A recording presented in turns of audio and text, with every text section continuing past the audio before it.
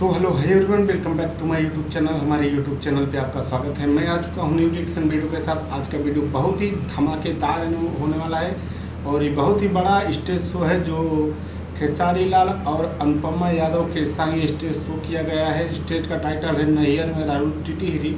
जब ये song release हुआ था तभी का ये सॉन्ग है, स्टेज शो किया है खेसारी लाल जी ने, तो मैं उस पर रिएक्शन देने वाला हूँ। अगर ये वीडियो हमारा पसंद आएगा तो हमारे चैनल को प्लीज़ लाल वाला बटन दबाइए और सब्सक्राइब कीजिए और वीडियो को लाइक कीजिए। कमेंट में जरूर बताएं कि हमारा वीडियो कैसा लगा। अगर जिस वीडियो पर रिएक्शन करवाना है तो कमेंट में ज़रूर लिखें, हम उस पर रिएक्शन कर देंगे। चलिए हम वीडियो को स्टार्ट करते हैं।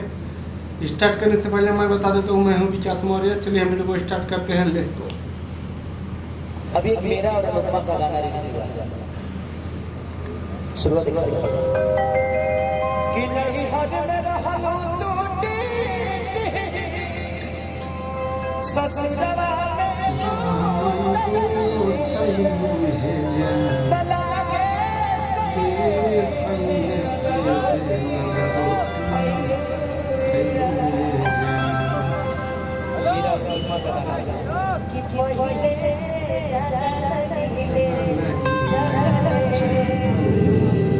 सुना ये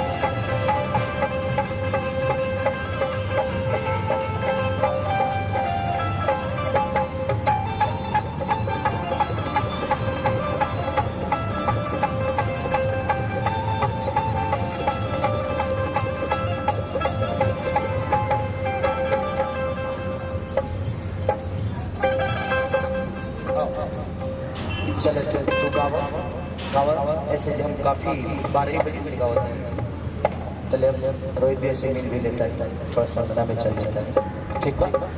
और गोलू भाई और मुकेश जी बहुत अच्छा लगा आज बहुत अच्छा लगा आपकी अनाउंसिंग के कि रविरंजन भाई का नाम रोशन कर रहे हैं। थैंक यू सो मच, ईश्वर ऐसे ही आपको बढ़ाए, मेरी शुभकामनाएं। बाबा नुमा बैठकर गोलू चल चल चल